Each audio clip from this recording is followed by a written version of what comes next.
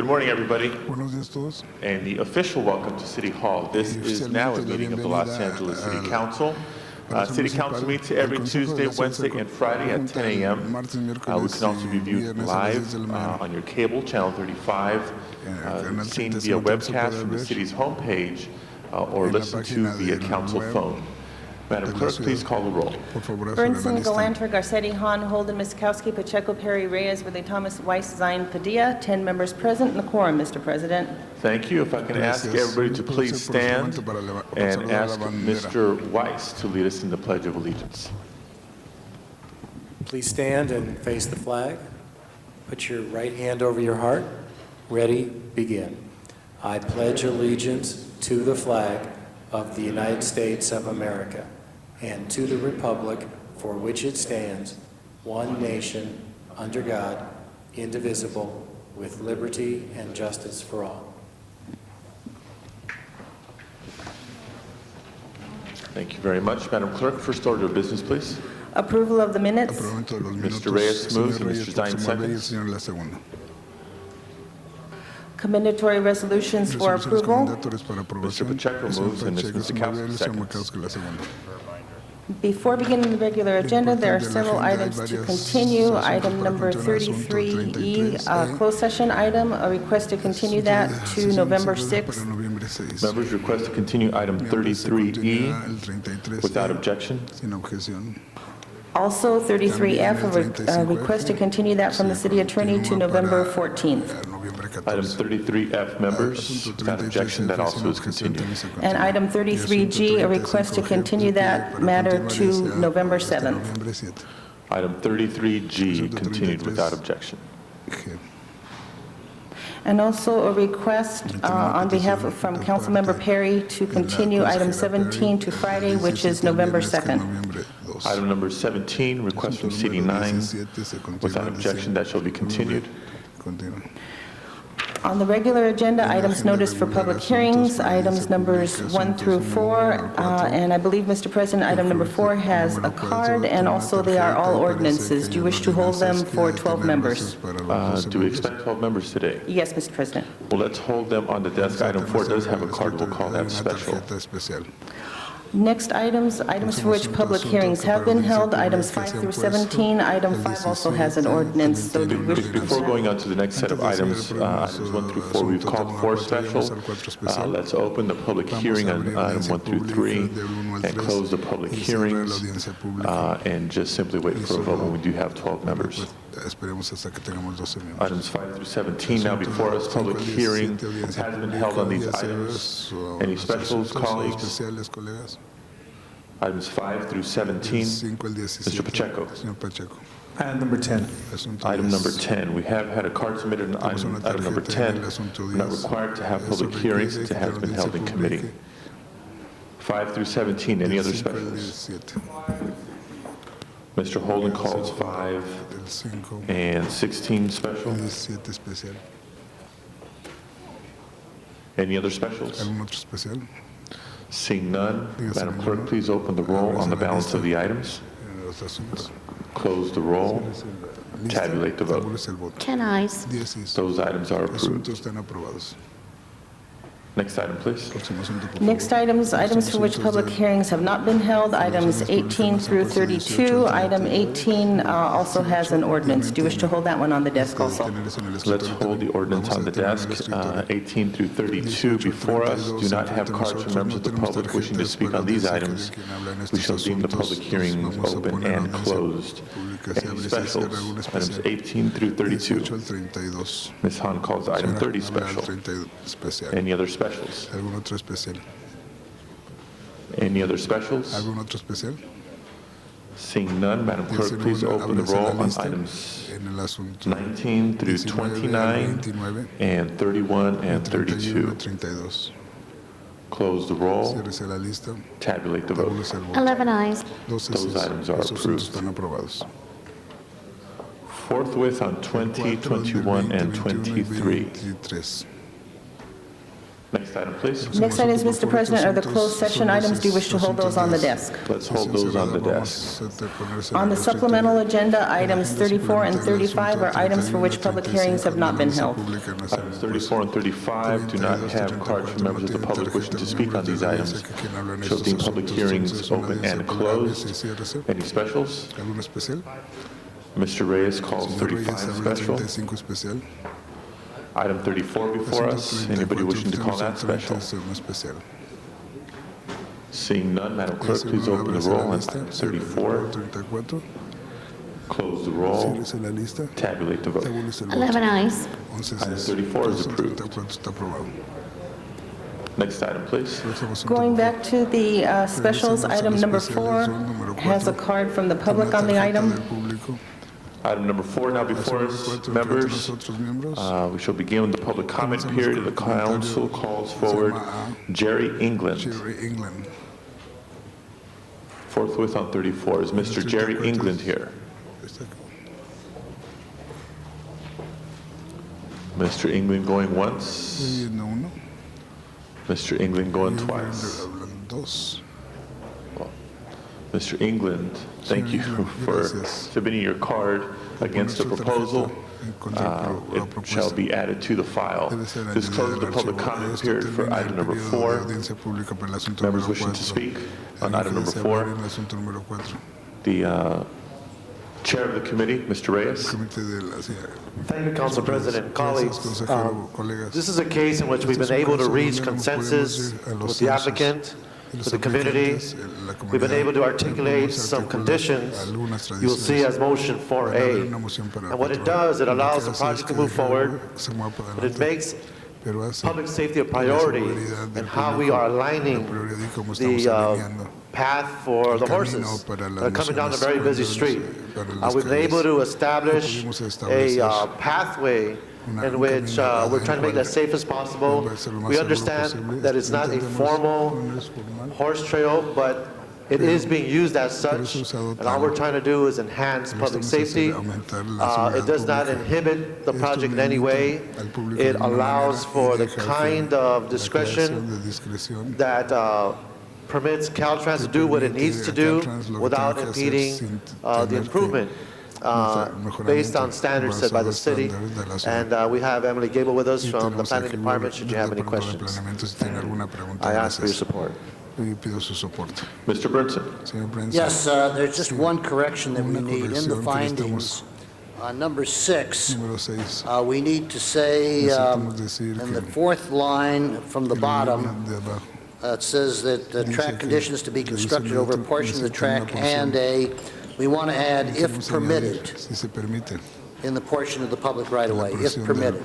So I would move that we add that language after the word and a portion of the public right-of-way, if permitted.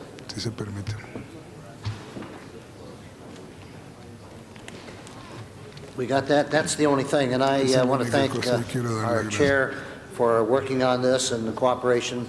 I want to thank the members of the community that worked on this, and hopefully this will provide for a reasonable buffer between the horse keeping and make sure that this corner and the other corner next to it never will be commercial or high-density use, which would severely impact horse keeping in the Chatsworth area, which we've worked very hard to preserve. So I want to thank everybody, and I would ask for approval with the one amendment that I've asked for on finding number 6. Thank you, Mr. Burnson. Any other members wishing to speak? Before we take a vote on this item, I have just been handed 3 additional speaker cards. We have closed the public comment period on this item. Unless there's a motion from the floor, we're not going to reopen the public hearing. So let's proceed with the vote. Madam Clerk, please open the roll on item 4 as amended. Close the roll. Tabulate the vote.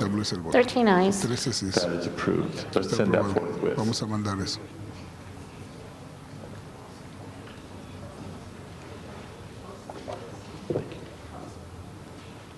Next item, please. Next item, Mr. President, do you wish to take up the ordinances? Now 13 members are present. Let's take the ordinances. That would be items 1, 2, 3, and 5. There were 12 members present when item number 18 was voted on, so that would be just 1, 2, 3, and 5. Items 1, 2, 3, and 5, any specials? Seeing none, let's proceed with the vote. Madam Clerk, please open the roll. Mr. President, I'm sorry, Mr. Holden has called number 5 special. Sorry about that. Items 1, 2, and 3. Madam Clerk, please open the roll. Close the roll. Tabulate the vote. 13 ayes. Those are approved. Todos están aprobados. That brings us to item number 5. Ese es nuestro Call asunto número special 5, by Mr. sala Holden. especial por el señor Holden. Mr. President, members, the department is going to come up and give us a report on this device. It's been in place for some time, and we should know what the failure rate, if at all, what the cost of it is also important. And so I posed a question to them prior to this matter coming up, and they are going to ascertain the information. Mr. Bernstein. Señor Branson. I'll hold your time, Mr. Holden. Are they ready? ¿Están listos?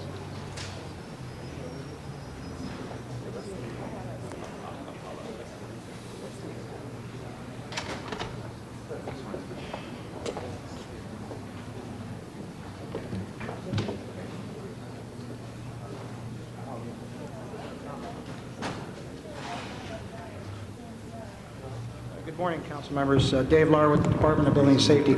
At this time, we do have some information that we are waiting for. We'd like to ask for a little more time. Well, we just hold it at the table, Mr. President, and move forward, and then we come back to item number 5. Let's hold number 5 on the desk. En el escritorio. Next item, please. Item number 14, excuse me, item number 10, called special by Councilmember Pacheco. Item number 10 now before us. Enfrente de nosotros, Mr. Pacheco. señor Pacheco. Mr. President, colleagues, I asked for a short Pequeño, corto, 2-minute, or 3-minute, I'd say, public hearing to allow Mr. Gonzalo Molina and Mr. Mann an opportunity to say a few words about the importance of this project. This is one of the few opportunities that we have in the inner city to really recapture some environmental space. So I asked for a short 3-minute public hearing. Okay, I'll hold your time. Without objection, we'll reopen the public hearing on item number 10. Council calls forward Mr. Gonzalo Molina to be followed by Mr. Alexander Mann. Mr. Molina. Señor Molina.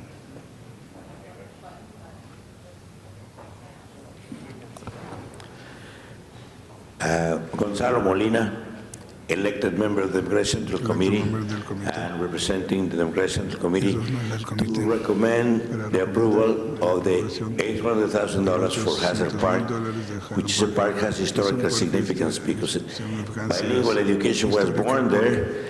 I'm glad to see my friend Nate Holden here. He probably remembers back in 1968 when we were active defending Hazard Park. And we appreciate your support for the funds for a park that's needed by the children of the city of Los Angeles. Many of them don't have a garden in their house, but this park, the wetlands, they use it to study scientifically. And I'm very proud to come here representing the Democratic Central Committee to ask you for support and approval of the $800,000 for the wetlands. Thank you. Parque para las wetlands. Gracias.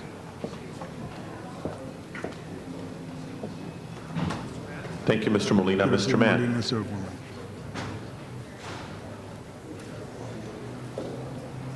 Molina. Yes, I'm Alec Mann, the chair of the Friends of Hazard Park and the Park Wetland.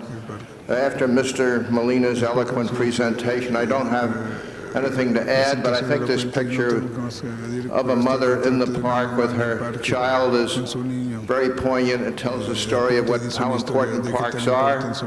And here are some pictures that were taken recently by the park department through their wonderful support work done by Ellie Oppenheim and her extraordinary staff. It shows the wetland next to the Bravo Medical Magnet High School, where the students use it for various environmental coursework. y se usa para And, diferentes usos del medio ambiente. We know that there's Nosotros sabemos que a good cause here, and being that it's a good cause that'll help the people of the district, we certainly hope the council esperemos que el Consejo will go forward with this and approve the item number 10. Thank you very much. Muchas gracias. Thank you very much. Muchas This gracias. closes the Esto public cierra hearing la on audiencia item pública en el number 10. asunto número 10. Mr. Pacheco. Señor Pacheco. Mr. President, colleagues, I wanted Mr. Molina and Mr. Mann to give a few words because of this project being so important to the community.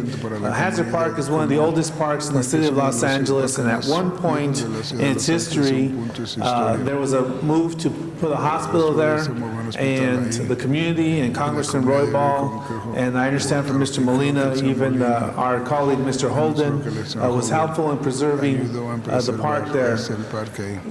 The wetlands area, and the reason I believe this is so important for us is because since we have an inner city environment around Hazard Park, the idea of bringing some area where our students can look at a unique situation as a wetland provides an educational opportunity and just a personal enjoyment for many of our individuals in the community who enjoy the natural environment.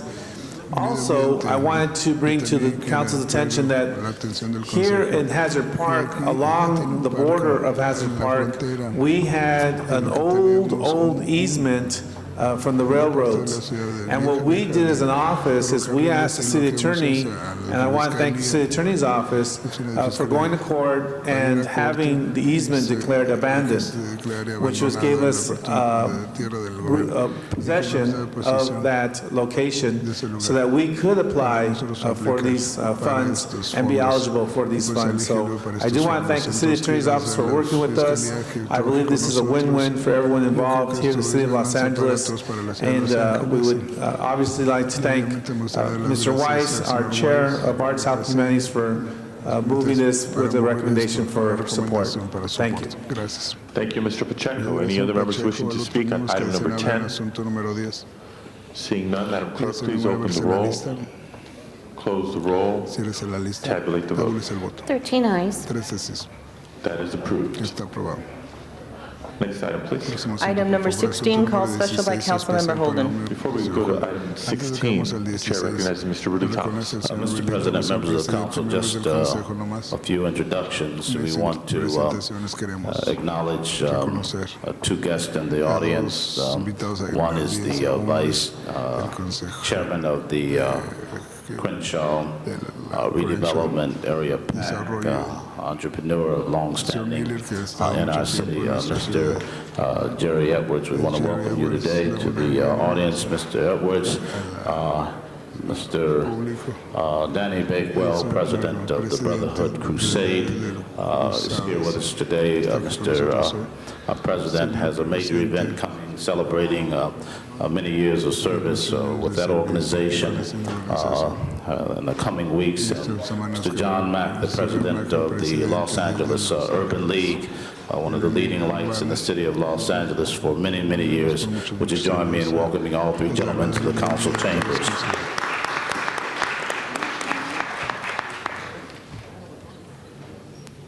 Thank you, Mr. Rudy Thomas. Next item, please. Item 16, called special by Councilmember Holden. Item 16 now before us. Mr. Holden.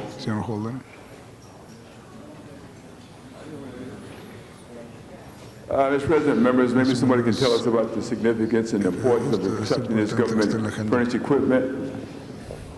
There's staff available on this item.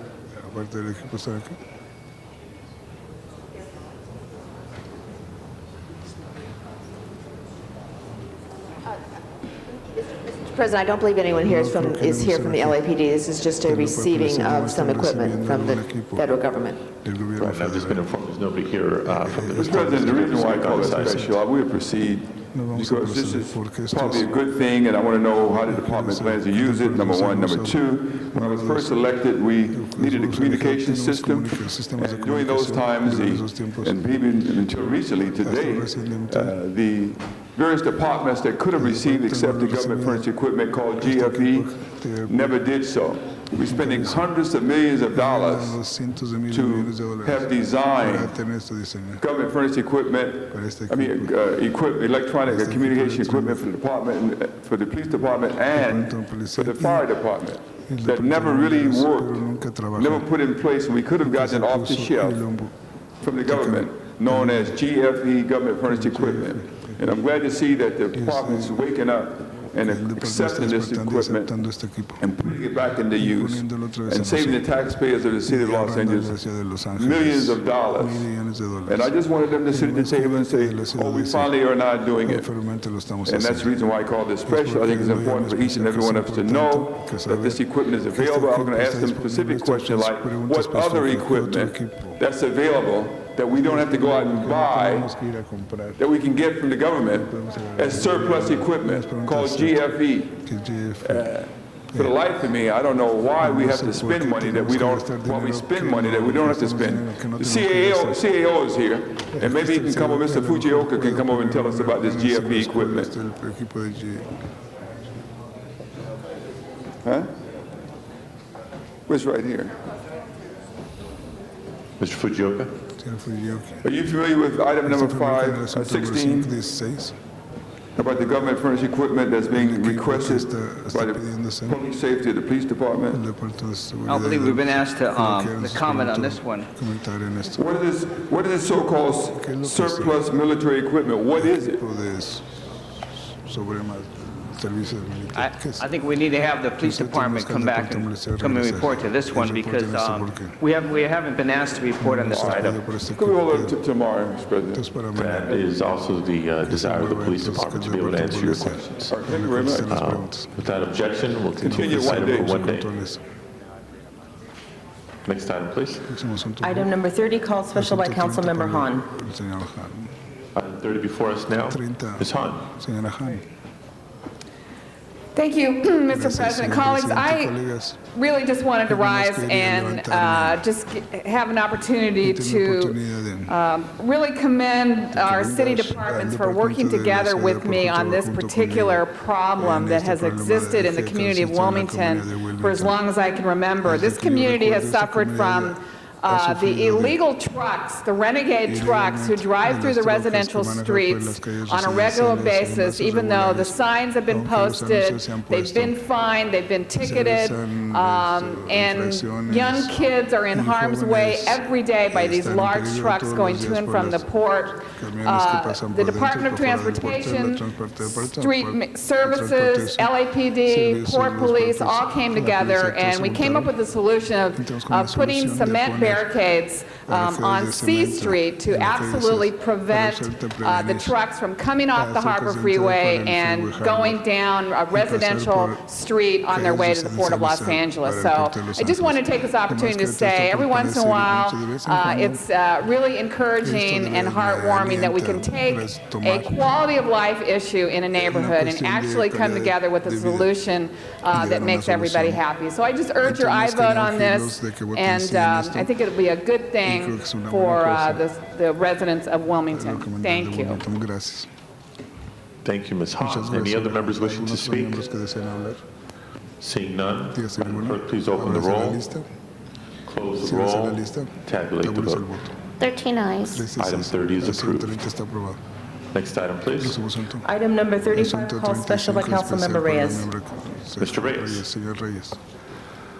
Council President, council members, item 35 is a statement being made, and for the members of the public, I want to emphasize that this is a state-funded project. It's the only state-funded project in the region that dealt with transportation.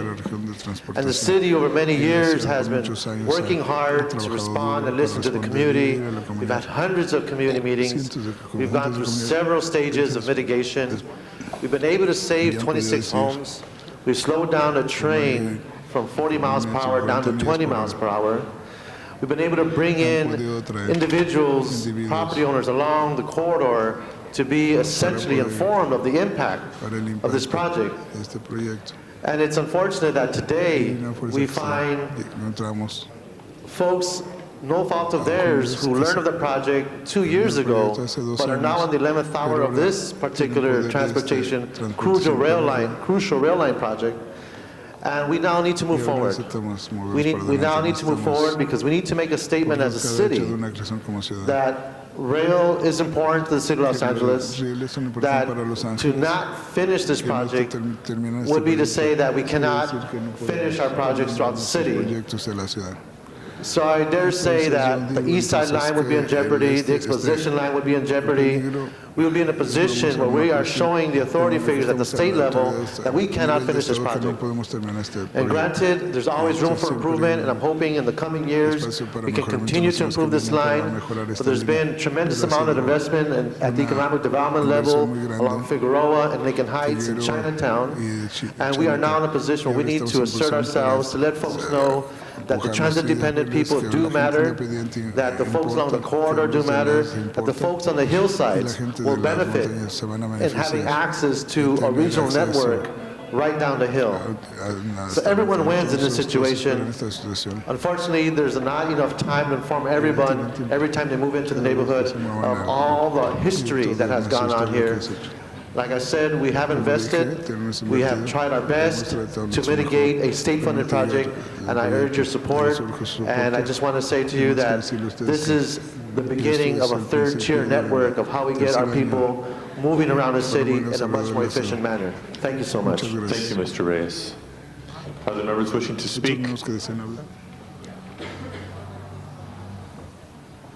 Okay, before we take a vote, let me announce we are having trouble with the electronic system, with the items up on the blue panels there, as well as possibly some of our computers in front of us. Should we go to voice vote, Madam Clerk? Item 35. Madam Clerk, please open the roll. Burnson, Galanter, Garcetti, Hahn, Holden, Misikowski, Pacheco, Perry, Reyes, Willie Thomas, Weiss, Zine, Padilla. Unanimous 13 vote. ayes. Unanimous vote. That item is approved. Next item, please. Next item, Mr. President, item number 5 is still on the desk. Item 5 is now before us. Public hearing has been held on this item. It's been called special by Mr. Holden. We were awaiting staff to answer some questions. We have, Mr. Holden, since had a card from a member of the public submitted.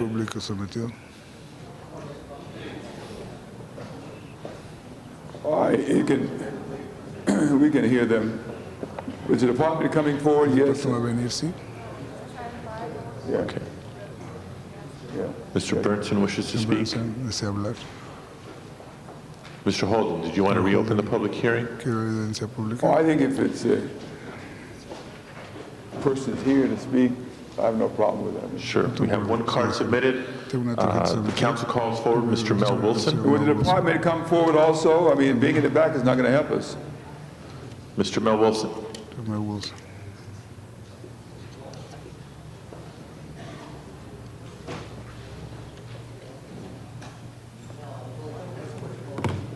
Good morning, Mr. President, council members, and my dear friend, Mr. Burnson. Good morning. I'm here today to represent the Southland Regional Association of Realtors and the Greater Los Angeles Beverly Hills Association of Realtors. We comprise about 10,000 members and all our clients. I'm here today to ask that you would allow us to work with you to develop a broad-based program, public safety program that we believe will be beneficial to all. The proposal that's before you today does not work. It has not worked and will not work in its current form. Let me point out a couple of the flaws in the proposal. Number one, it's a public safety matter. All people within the city of Los Angeles should have the ability to have gas shutoff valves in their properties. You should note that your current ordinance and the one that's being proposed today does exempt public schools, hospitals, public buildings like this building here. They're all exempt from having a gas valve. However, you wish to impose a gas valve only on those property owners who happen to transfer property on a given day.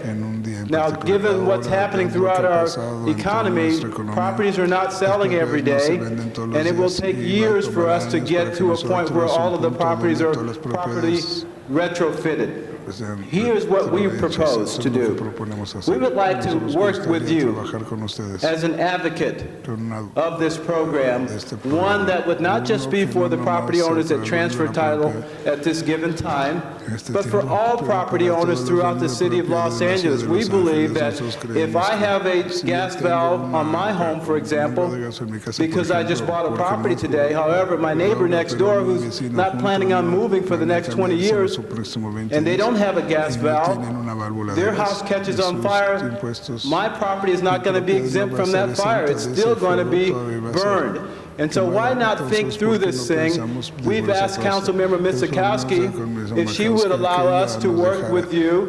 She agreed and moved it to the Plum Committee with the expectation that the realtors and other interested parties would have the ability to meet with the Building and Safety Department, the Plum Committee, and other members of the city to work out a more comprehensive program. So what we're asking you to do today is to please allow us to send this back to the Plum Committee, reach out to the constituents who are all going to be impacted. Let us work with you to develop a program that's encompassing all the properties in the city, not exempt schools and hospitals and others, not exempt those properties that don't happen to transfer title, but include all the properties in the city. Thank you, Mr. Wilson. Thank you, Mr. President. This closes the public comment period for this item. Mr. Holden, still on your time. Mr. President, members, I think we should hear from the department about how much they cost, these new shut-off devices, how many they have. We have it in place right now. What is the safety record in terms of failure rates?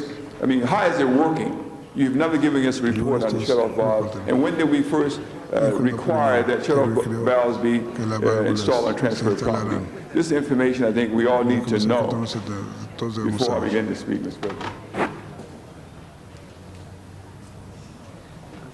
Councilman Dave Lar with the Department of Building and Safety. I have with me Mr. Tom Stevens, who has some facts relative to the number of items that you requested. I can't answer your question specific. I have the file coming in on the date, so when it was first implemented, but I can tell you that this ordinance has been in effect approximately 5 years, and the ordinance is not itself new. We're changing the ordinance. The issue at hand is that when a house resales or a residential unit resales, then the way the ordinance is written, we have to wait 12 months before we can ask them to install a gas shutoff valve. Now, we currently have 64,000 buildings that are in that category. Of those, we've gotten documentation on 24,000 of that, so we haven't basically 32% of those substantiated. This ordinance, what it'll do is, like all the other ordinances we have, such as tempered glass on a sliding glass door, these ordinances, when they sell a property, it puts the onus on the owner who's selling the property to install the valve so that we get documentation right on resale that gas valve has been installed. Mr. President, members, I voted against this when it first came up before us. It's a system, obviously, by the testimony of the department, is not working. We got 60,000 device transfers, properties that's been bought or sold, and they've had a record on only 24,000 in the past 5 years. And what we're going to do is compound the problem by saying that every piece of property where you have a transfer of title, that you're required to put the device on before the property is finally signed off. That's a burden on the real estate agent. That's a burden on the lending institution. Because nothing will be finalized until these devices are, one, fabricated, number two, tested, number three, installed and inspected by the department that they're in place before you can close the deal. This is crazy. You don't have enough inspectors to do what you're doing right now. And why put an additional burden on business, on property owners in this city at this time before you can have a handle on what's already been approved? It makes no sense. Number one. Number two, I mean, we had those devices here before we first approved it, showing how efficient they were or inefficient they are. And if a truck goes by, I can set it off. And now you call somebody, that old little lady is at home and the device is is shut off inadvertently, accidentally, about some loud bang, then what happens? They don't have hot water, they got to call the gas company to come out and turn it back on for them, because they can't do it themselves. It's generated additional hardships which you're not reporting to members of the council today. That ordinance which now is in place. So we should not be envisaged to complicate life for the people that we represent, but to simplify it and, of course, to make them safe. I'm not so concerned about the house next door burning and the fact that even though I have a shut-off valve on my house, mine is not safe. I'll do what I have to do to make it safe. However, these devices are faulty in many cases. And when I first was brought to our attention, you had those guys, they had the whole half of the council of lobbyists, engineers, designers with a shut-off valve. And, when they finally voted yes, they all got up and they left. Mr. Holden. So I'm not in favor of this at all at this time. I'm willing to work with the real estate industry to try to get a smooth transition. As a reminder, the system is down. I have Mr. Burnson and Mr. Pacheco waiting to speak. Other members, please wave your hand, and we are keeping time. Members of the council, this is a basic safety issue. When the Northridge earthquake occurred, many people, because of our educational program, turned their gas off. When the gas came back on and when the meters were turned back on, there were 17,000 leaks. 17,000 had gas leaks.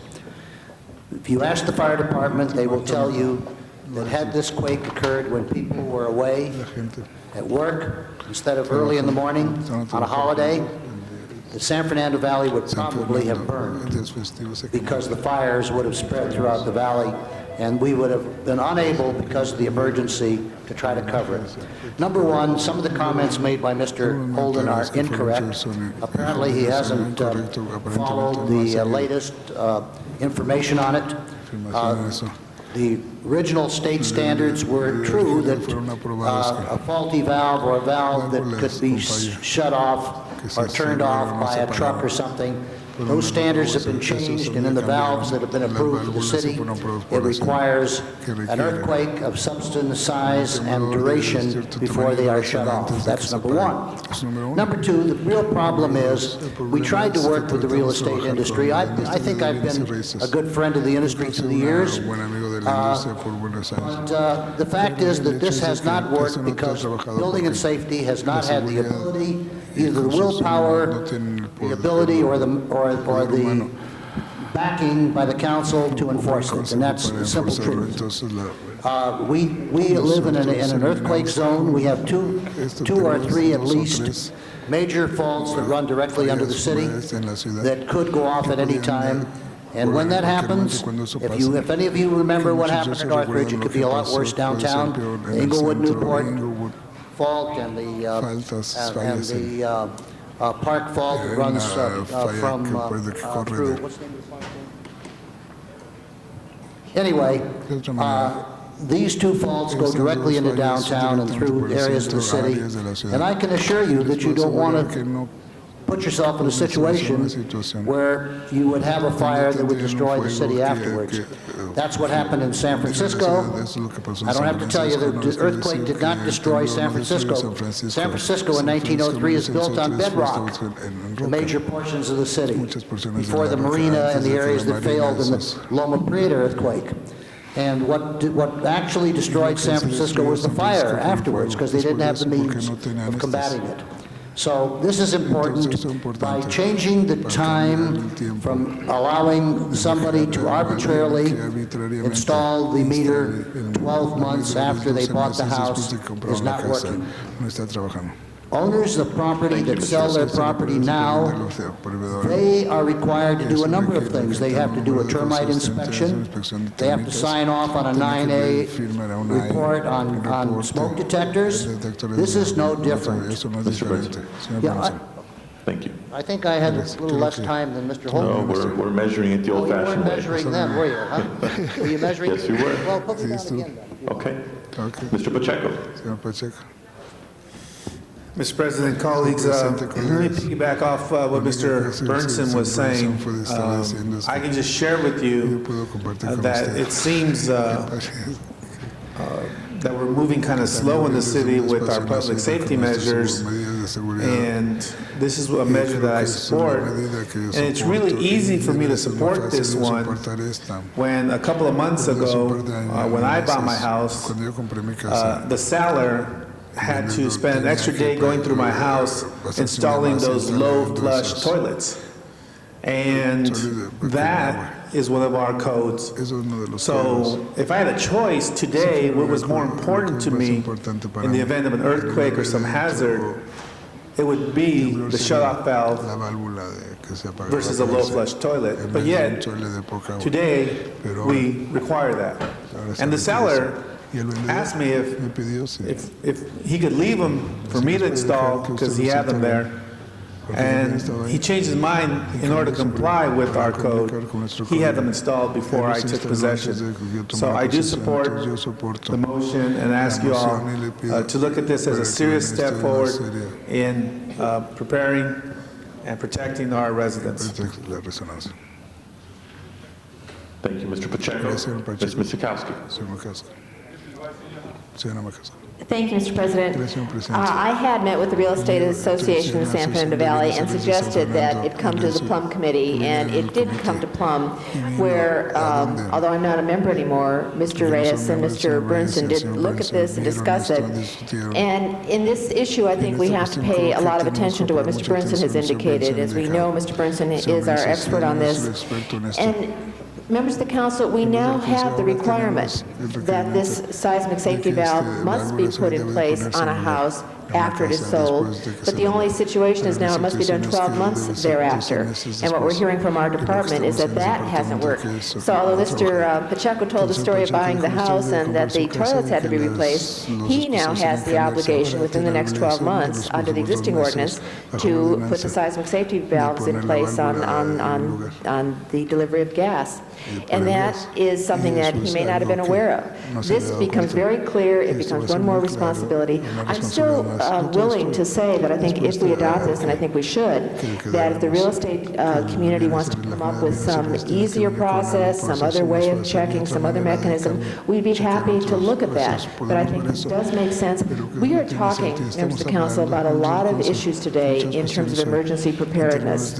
And in this region, we can't forget that the most likely emergency that we will face again and again and again is the emergency of an earthquake. We have faced in the past. We have seen the results of that. This is a device and a technique whose safety has been proven, and really what we're arguing about is where the burden comes and whether or not we should be looking at this citywide anyway upon all of our residences and dwellings that have the natural gas delivered. But I think at this point, inasmuch as the ordinance that is in place is not working well, this is a mechanism as proposed today that is tried and true, and I think until we come up with another system that makes more sense, this is something we should take today, a step we should take to protect all of our citizens, protect where they are in their residences, protect them in the other buildings where they dwell and work, where natural gas is delivered, and I think it makes sense. Thank you, Ms. Misikowski. Ms. Hahn for first time. Thank you.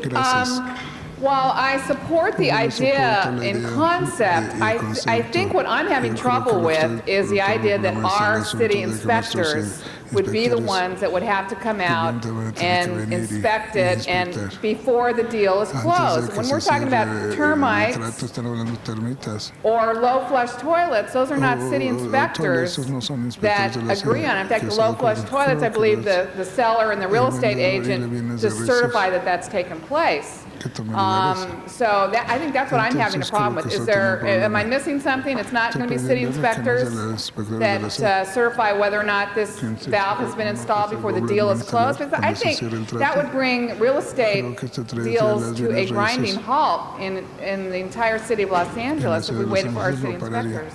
I don't think we have the staff at this point to agree to do that. Am I missing something? I'm sure that could become part of this as well. And I agree with you that that's what they normally do. We would have to verify that the gas was in fact installed, and we do go out on a daily basis, and we're averaging 300 to 400 inspections per week on the valves that have been installed to verify that the gas is What's the involved. backlog right now in terms of valves that have been installed that we have not verified? It's approximately 40,000 on residential buildings. However, I should point out that on commercial buildings, on new installations, on new buildings that have been built in the city of Los Angeles, we're just about 100%. The ones that we haven't installed are the ones that are currently being You have constructed. 40,000 That's correct. of these valves that have been installed, which we have not verified. And you're doing 300 a week. Well, mostly what we do Do is the math. once the one-year period is up, then we send out notice to the homeowners based on the information we have, asking them whether they've installed the valve or not. If they haven't, they don't send us proof of installation, then we have to start the enforcement process. But Yeah, I'm just uncomfortable supporting this when we've got this kind of backlog, and again, we're depending on our inspectors before a deal is closed. I mean, it is. Anybody that's been involved in a real estate transaction, it gets pretty hairy at the end in terms of closing. All of a sudden, there's a lot of things that come up, but to me, for, you know, someone trying to buy a home for the first time or whatever, but they have to wait for one of our city inspectors to come out and inspect this when we're already 40,000 in backlog. I just think we got to figure out a different way to do this, and I'm not going to support it until we figure out how we do this without having our city inspectors be the ones to come out before a deal is closed. I think that would be really unfair to people who are involved in real estate transactions. Thank you, Ms. Hall. Mr. Reyes, for the first time. So, council members, I'm listening to this discussion. What comes to my mind are a lot of the wood-sided housing in the original suburbs of Los Angeles, the older neighborhoods, where you have the Craftsmans, the Queen Anne's, the California bungalows. A lot of them is made out of wood. And so the vulnerability of certain communities who have not had the opportunity to develop with all newer technologies, newer materials, I think makes us that much more vulnerable. But on the other hand, I'm listening to Councilmember Hahn, and I want to ask the staff, is there a way to interject this phase of inspection where we take it out of the city's inspector's hands or make it as part of the transaction when property is exchanged hands? Yes, there is a way, and it would be similar to our water conservation ordinance where they would have a certified installer that would do that. Right now, we accept the gas company as a certified installer. If they install a valve, they send us that information on a database that we upload into our file, and that's accepted. So this would be another element, much like what they're already doing? It could be another element, yes. And what keeps us from doing it that way so that we're not bogged down by the backlog of city inspections? Being familiar with the water conservation ordinance, there's a long process that goes with certification of the individuals, so we know that they understand what there is to look at. It's possible, but we would have to develop the framework to go along with that. So, Councilmember Bernson, I'd like to ask a question. Could we trigger and start this process of installing these safety valves with the understanding that we would like the gas company to make it as part of their process when they're going through the transaction and get it out of the loop of the city inspector so we can provide the safety measures that we need? We can do that. The gas company does not require, who does install, some of them now, do not require city inspection. Is that correct? The contractor for the gas company. You failed to mention that, okay? Also, why we don't have people that we designate, we do it on other types of items. There's no reason why we couldn't, any plumber can install this valve very easily. It's a very simple thing. It's not complicated. Janice, I hope you're listening to this, okay? because you raised the issue. The truth of the matter is that building and safety gets paid on a permit basis just like any other thing. It's just the fact that they have not done what they're supposed to do. Now, you can blame it on lack of personnel, whatever, but there is a fee paid for it, just like there are on other inspections. And maybe they made the decision that it's not as important. I don't know. The point is, we have low-flow toilets that you have to install, we have smoke detectors, and we have termite inspections. Now, these things all have to be done. There's no reason why this can't be done. Now, what we ought to do, if necessary, is develop a list of plumbing contractors that are licensed by the state, and they should be permitted to do this and not have to have a city inspection on it. Is there any reason why you would need a city inspection if a licensed plumber who is a licensed plumbing contractor by the state of California, or do we have do we issue licenses from the city? We have a certified licensed contractor program where they can come and get So any plumber that wants to do this can come in and get a certification, right? I'm not sure that this part is included. Okay. What I will do is I will move to amend that we initiate a certified plumber or other installer program for the city of Los Angeles and allow them to make these installations, also prior to close of escrow. There's no reason why this can't be done, folks. I mean, it's just something, you know. Thank you, Councilmember Sadat. I know I'm running out of time. I'd like to support that amendment just so that we can move it forward, make it practical, and not be falling behind on this workload. And I'd like to support Councilmember Bernson, but I truly believe that we're going to regret it should an earthquake hit us and the gas lines start bursting, and we could have controlled it more so. Should we have moved in this manner. So I support the amendment and support this movement. Thank you. Thank you, Mr. Reyes. Mr. Bernson, did you wish to speak again? Yeah, I just want to add one thing. I think we've covered it pretty well. You know, you have to think in terms of what just happened to our country. What is the head of the post office saying right now, okay? Why didn't they take precautions when it first arose and so forth? And, you know, we'll be in the same position if we don't act, and there is a tragedy in this city, which there is a history of earthquakes. We'll be asking, and the council will be asking, why didn't the city council provide this protection for the people of Los Angeles? It's important, and I agree with Mr. Wilson. I wish that we could get every single building in the city to be covered, rather than do it at the point of escrow. But unfortunately, this could be a situation where there would be a hardship on a lot of people.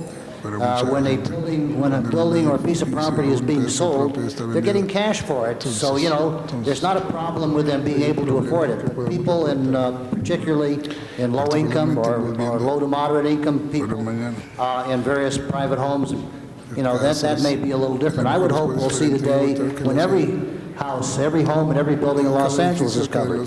We don't have jurisdiction over hospitals. That's covered by OSHPD. We don't have jurisdictions over the schools, but I would certainly hope that they would move to protect their people who are inside the hospitals and the schools. Thank you, Mr. Bernson. And I vote. Ms. Galantra for first time, to be followed by Mr. Holden and Ms. Hart. Thank you. I just wanted to say that the reason I follow Mr. Bernsen's lead on these things is that I really believe that what you should know is there's a long history of discussing measures, things that are added requirements that we impose on private property owners in the interest of trying to protect people during the earthquake.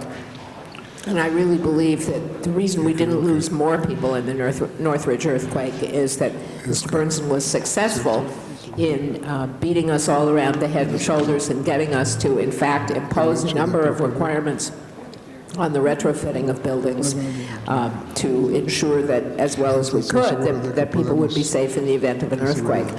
And we lost more than enough people in the Northridge earthquake. We really don't want to repeat that. So I would urge you to, this is Mr. Burnson's baby. He has been working on earthquake stuff for longer than I've been here, and he really knows more about it than the rest of us. And he's been right up to now. And every time there's an earthquake, we all look at each other and we say, you know, Burnson was right. He was an awful nuisance about these things. He nagged everybody to death, but he was right. Thank you. Mr. Holden's turn. Mr. Ridley Thomas also wishes to speak for the first time. Mr. Holden. Mr. President, members, I'm more convinced now that we should not take an action on this item today. It should go back to committee, Hal, and work it out so it's clean. You should put a cap on what it's going to cost to install these devices. You got to know whether or not the manufacturer can manufacture enough devices to be installed on an annual basis. How many properties that are transferred in this city per year? You don't have the answer to any of those questions. Now, we have an annual inspection fee that we charge property owners, and they're not moving. How far behind are we? This has been implemented 5 years ago or so. Have you inspected all the properties in the state of LA that is required to be inspected under that ordinance? The answer is no, and I'll answer for you. It's no. No. It's tax. It's the way to circumvent Proposition 13 and tax to people becomes a tax if it's not a fee for service. When are you going to wake up? I've been saying, I told you so, I told you so. In 20 months, I won't be around to say, I told you so. But you would have heard it for the first time, the second time, because it's coming to haunt you again. This is not the time to bog down property sales, the transaction. You don't have enough devices made on the shelf to install, Mr. Burnson. Ask the manufacturer whether or not that's the case. Even if you voted for it today and decide you want to implement the program, you couldn't, which means that you can't close the deal, according to this ordinance, unless the device has been put in place. You tell me that's a smart move? I don't think so. I have another name for it. But since you're my friend, I won't say what it is. The fact of the matter is that I beg you to send this back to committee, clean it up, put a cap on what it's going to cost, make sure it can be implemented, and your idea can be put into place, Mr. Burnson. So, I don't know. It's just not the time. I talked to Mr. Wilson, Mel Wilson. I said, we had the Northridge earthquake. How many properties were ignited because caught fire? Because the shutoff valve didn't work or whatever. He said none. Mr. Nick, where is Nick? Nick, you talk about your properties? Did your property burn? Right, Pacheco, did your property burn when you had the Northridge earthquake? No. Did mine? No. The Santa Monica Freeway fell a half mile from my house, and all the shutoff valve, no house burned. You're going to sustain any damage. That was the time to sustain the damage, Mr. Burnson. That was a tremendous shock. Hopefully it never happened again to us. Look, maybe you want to have this to be safety proof, but not today, Mr. Burnson. Clean it up. We put a cap on the annual inspection fee, didn't we? And we should put a cap on this one, Mr. Burnson. You know it, and I know it. I'm pleading with you. Thank you, Mr. Holden. Mr. Ridley Thomas for the first time, to be followed by Ms. Hahn. Ms.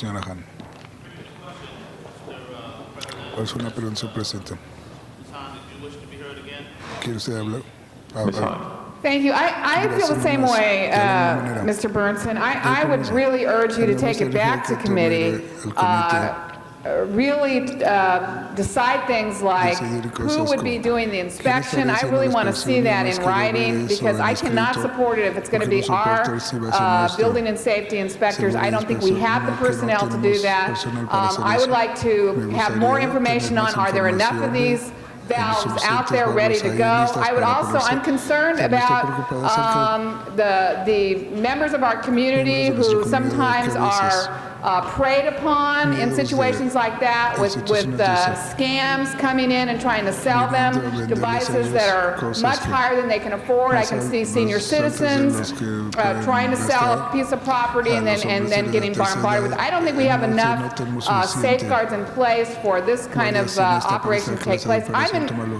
I agree with you. I mean, I think this is a safety issue. I'm not comfortable, though, today feeling like that a real estate transaction cannot close until one of our city inspectors comes out and verifies that they have this valve in place. I'm just not comfortable. So, well, I heard you, but I'm not convinced that your amendment is going to make that happen. So I would feel a lot better if we would just take it back to committee, as Councilman Holden said, clean it up and make sure that we have some safeguards in place for people who might be taken advantage of in a situation like this where they're forced to put this valve on their property before it is sold. That's what I'm asking. And I can support it. Mr. Zine. Yes, Mr. President, colleagues, I know safety is urgent and critical on this issue. I understand the permit fee is how much? $43.40. And approximately $300 for the device and installation. Somewhere between $200 and $500 depending on the device that they use. But I should say that any permit inspection is done within 24 hours of receipt. Excuse me, can you give me those numbers again? $250 to $250 to $500 for the installation. Now the question I have is if we put it on the buyer or on the seller's obligation, and they want to have a 20-day escrow or a 30-day escrow, and they can't get that device installed within that period of time, that escrow cannot close.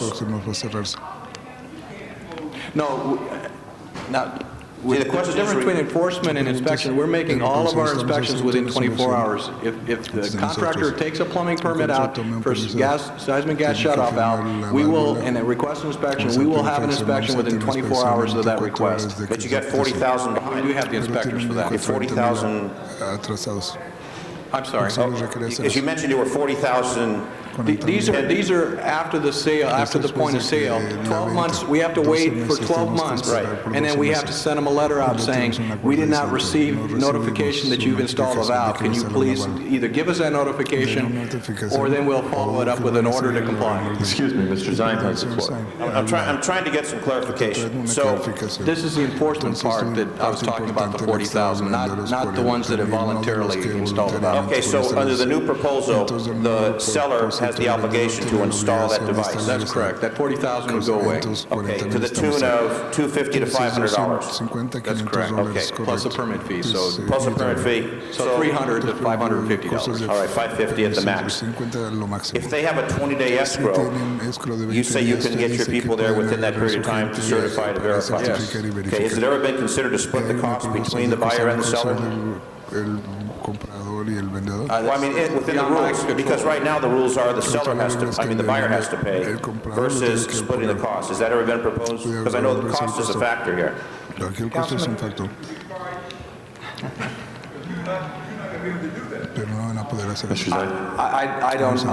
I haven't approached that, so I can't answer that question. Okay, I would support the colleagues that recommend this go back for more review and more work with the realtors to come up with a plan that's reasonable and a fee structure that's reasonable. So the seller could sell, the buyer can buy, and we can have the safety. A concern I have is if you have one house in the block that has this device and 10 homes that don't, an earthquake strikes, it doesn't seem to really mesh. And I understand the gas company has the ability to shut off in quadrants if they want to shut the gas off in quadrants of the city of Los Angeles or any other area. Is that correct? I couldn't answer that question. I think there's a number of unanswered questions. I think to resolve those, if we send it back to committee, we can get those answers, and then we can vote with the knowledge and all the answers questioned instead of the uncertainty, and put this on the burden of the buyers of the new homes. Thank you, Mr. Zine. Mr. Bernson wishes to speak again, possibly Mr. Holden. There has been a motion already to refer this back to committee. You know, what our staff forgot to tell us is that on the more expensive end, it's for a larger valve, is that correct? That's true. Okay, but the average for a home is in the $250 to $300 range, including the installation. That's number one. Number two, the same argument that Mr. Zine has just espoused, that might have come directly from Mel Wilson and from the Board of Realtors, because that's the same argument that they have delayed this thing for years. And there's no question about it. I've heard this argument from Mel Wilson and from the members of the Board of Realtors, who I respect. But let's face it, because we listened to them last time, it hasn't got done. I listened to them last time. I delayed this thing. I said, put it on and put a clause in and let it be done 12 months afterwards. It hasn't been done, Mel. I'm sorry. Now, I don't know whether you want it on your head or you don't want it on your head, or whether we want it on our head. If we have a catastrophe in this city, which we could at any time, that you want to be responsible for this, because the way it is now, the buyer of the house under the existing ordinance has to pay for the installation. On the new ordinance, it would be the responsibility of the seller, or if they work out some kind of arrangement between them, that's up to them. That's the negotiations that go into an escrow. As far as the inspections, Janice, the gas company now does not, which does install a large portion of them, does not have to have a city inspector. That's number one. Is that correct? Now, if we have a designated installer program, which the city recognizes those who are capable of doing it, that could be done fairly quickly. Is that correct? Anybody who applies? That's adding a category to what we call a certified license contract. So that could be handled so that would not be a burden. Plus the fact that you already heard that they will inspect within how many hours if they add it? We're inspecting within 24 hours. Within 24 hours, Mr. Holden, Ms. Hahn, within 24 hours. So no escrow will be held up. It's just a question of doing it. As far as the types of valves are being taken advantage of, Janice, there are valves that have been approved by the city, is that correct? Yes. There is a valve the valves must meet city standards. Now, I can't think of, obviously there's always an opportunity for people to take advantage of people, but they can do it on other things as well. I think that's why we have safeguards, why we have a Better Business Bureau, why the Board of Realtors would be looking out for their clients involved in a situation. This is where they ought to take their stand, is making sure that somebody isn't taken advantage of in a situation like this. I know they do that on termite inspections. I know they do that on other things that have to be done in a house before it closes escrow. I don't want to take this back to committee, members of the council. I think we need to act on it now. There is adequate supply, Mr. Holden. You're just not aware of it. And there are not that many of escrows that are closing that quickly. And there will be adequate valves available for the escrows that close. Mr. Holden, will you please sit down? I didn't interrupt you when you talked. You ought to show me the same courtesy. Anyway, the point is, I'm asking for this now. I think we need to do it. It's up to you. I ask for an aye vote on this. If you don't want to do it, let it be on your head. I don't think this should go back to committee. Thank you, Mr. Burnson. Mr. Reyes, for a second time to be followed by Mr. Holden. I understand Councilmember Burton's frustration. I think they've been going around this issue for almost, 4 years maybe? Longer than that. In light of that information and understanding the Councilmember's issues about not having all the questions answered, I'd like to ask the staff, as Plum Chair, I'll bring this back in 2 weeks with those answers. Councilmember Burnson? Okay. Well, I'd like to suggest, and I want to support Councilmember Burnson. This is no way a gesture on my part disrespecting his wish. It's just that we need these questions answered. We can put this in some kind of order that gives us the best understanding how to make it efficient. And I promise you we'll bring it back in 2 weeks, God willing. We're still here. Thank you, Mr. Reyes. Mr. Holden? I move the previous question. You are the final speaker, so the previous question has been called. We have the matter before us. We also have a motion to refer this item back to committee. Madam Clerk, which motion do we vote on first? The motion to refer to committee. Okay, so if this motion passes, it gets sent to committee. If not, it is still before us for a vote up or down. I believe the system is back up. We're voting electronically now, folks. Members, we are voting electronically. Please open the roll on the motion to refer this item back to committee. Not working. Okay, let's go to voice vote. Madam Clerk, on the motion to refer the matter back to committee. Burnson. No. Galanter. Garcetti. Hahn. Sí. Holden. Mizikowski. Sí. Pacheco. Oh, Perry. No. Reyes. Ridley Thomas. Weiss. Zine. Padilla. Sí. No. No. And the winner is? 7-6. 7-6. That fails. Falla. So the matter is now before us. Madam Clerk, open the roll on the item itself.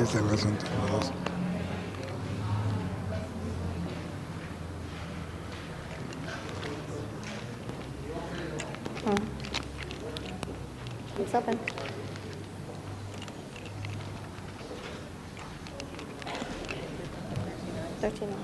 Voice vote, please. 12 ayes, 1 no. No. Voice vote. Okay.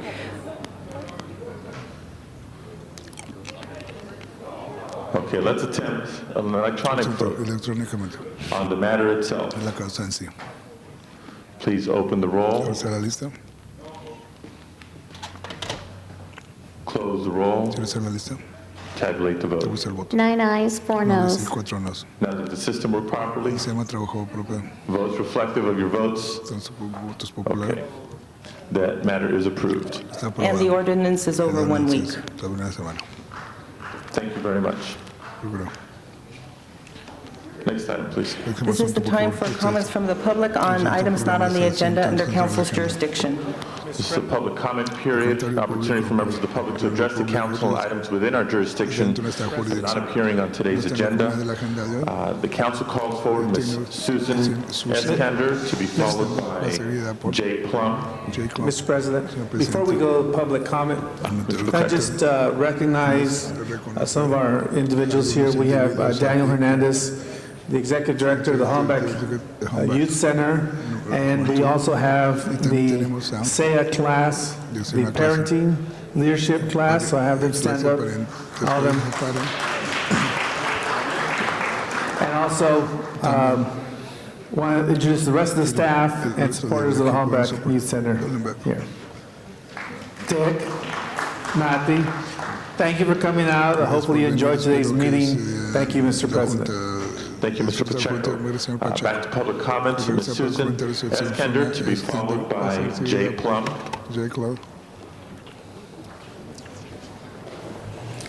Good morning, honorable members of our City Council. I'll only take a couple minutes of your time today. Before I begin, I'd like to thank Councilmember Ed Reyes for standing behind the Chatsworth community and insisting that public safety be put before profit and before politics. For the last year, I've been attending public hearings, pleading with our city government to acknowledge the inherent danger of approving a subdivision in our town without this important bridle trail. It wasn't until Mr. Reyes became president of our Planning and Land Use Management Committee that our community was finally given a chance to be heard and a fair shake in this matter. Thank you. I also need to address something that's not on such a happy note. We in Chatsworth don't feel that we've been given a fair shake by our city or by our council office. The developer of this property is Raider Planning and Construction, which happens to be headed by a gentleman by the name of Ted Stein, who's our airport commissioner. Excuse me, Gail Weingart, Assistant City Attorney. The public comment is for items that are not on today's agenda and that are within our jurisdiction. And I believe the items that you're speaking on were on the council agenda and previous hearings were held. Thank you, Madam City Attorney. May I ask the council if it is within its jurisdiction to make recommendations regarding appointments to various commissions within our city government? As you can ask those questions, by law, we cannot respond or act on items raised during public comment. Thank you, sir. During this process, it has come to the attention of our community that many of the people within our city government have very close relationships to one another, either through marriage or otherwise. We as a community feel that these appointments with regard to these relationships deny us a fair political process. We have public works commissioners who are married to developers, and their decisions may affect their financial gain. And even though they may not make a decision specifically for their husband or wife, the results of these decisions may indirectly impact their bottom line on the financial statement. Thank you very much. I'm going to ask you to conclude and move on to the next speaker. Thank you. Jay Plum, to be followed by Jerry England and Lisa K. Epstein.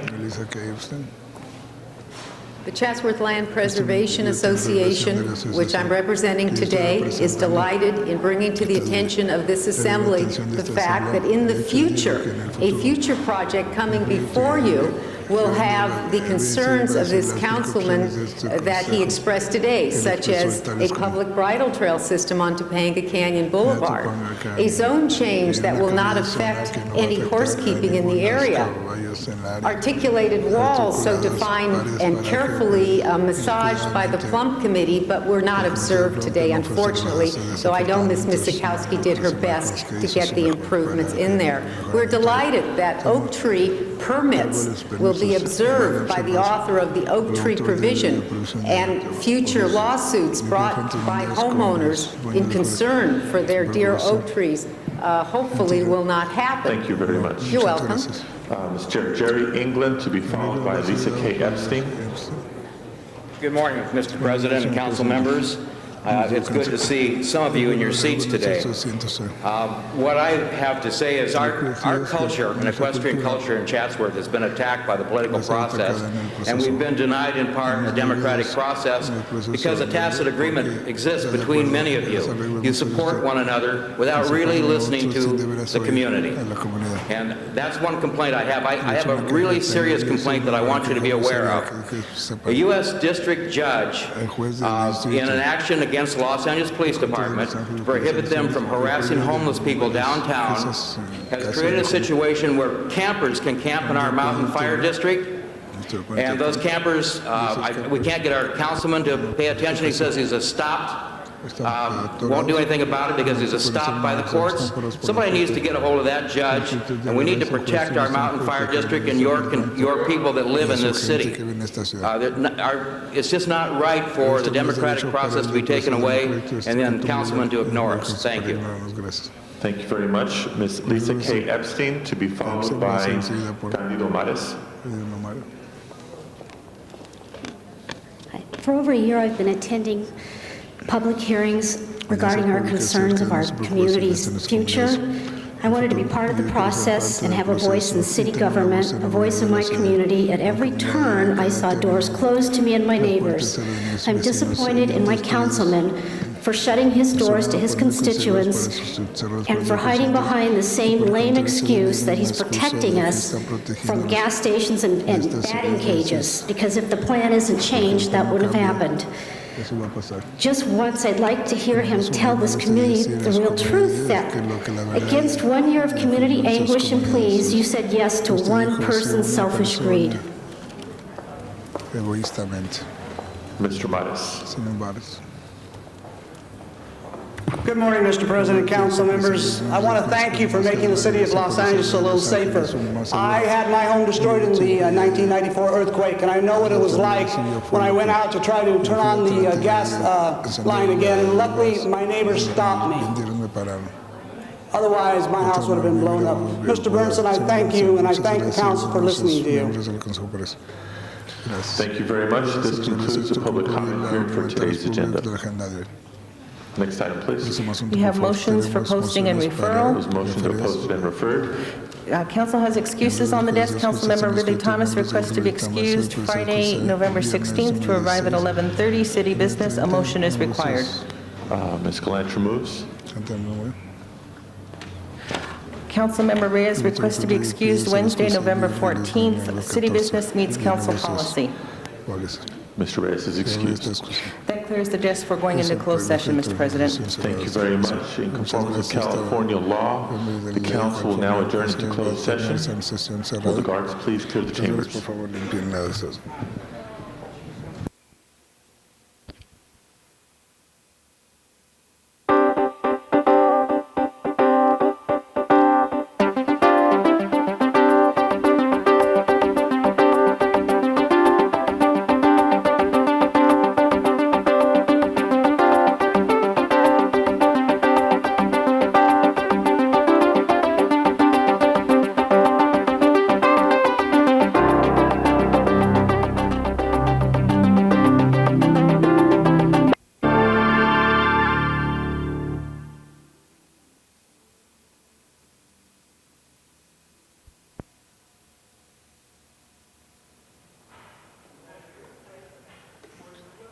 Welcome back into open session.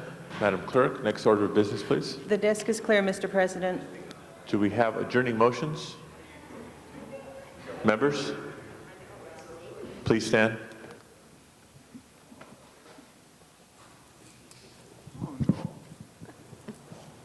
You can't move tomorrow. Mr. Holden? Mr. President, members, sad to announce that Mr. Ulysses Reynolds, he was 91 years old, and at the time of his passing, active participant in the George and Helen Thomas Senior Citizen Center in my district. He was an elder in the church. He saved a lot of people, helped a lot of folks during his time he was alive. He'd be missed. The services will be November the 2nd, 11 a.m. At the House of Prayer, Church of God in Christ, 8201 South Avalon Boulevard. He's survived by 5 of his 6 children and a host of grandchildren. So certainly at the George and Helen Thomas Senior Citizen Center and throughout the 10th District, Reverend Grant Reynolds will be missed. Any others? 1 second. Colleagues, request that you join me in adjourning in memory of Wayne Ray Stone, who was born in 1944, served a long career at the General Motors plant in Van Nuys, and was also active with the United Auto Workers Union as a special benefits representative for more than 20 years. His friends will remember him for his commitment to community, his energy, and his leadership. He was a resident of Sylmar in the 7th Council District. Mr. Burnson wishes to second. Madam Clerk, please call the roll.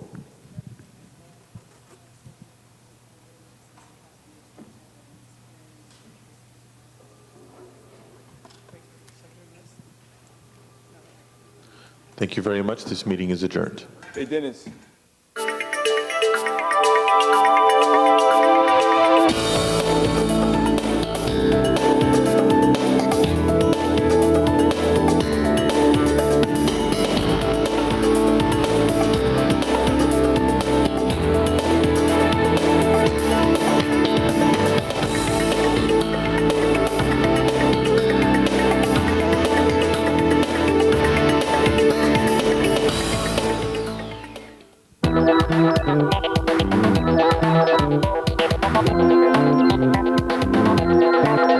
You are watching LA City View, Channel 35. Your city, your channel.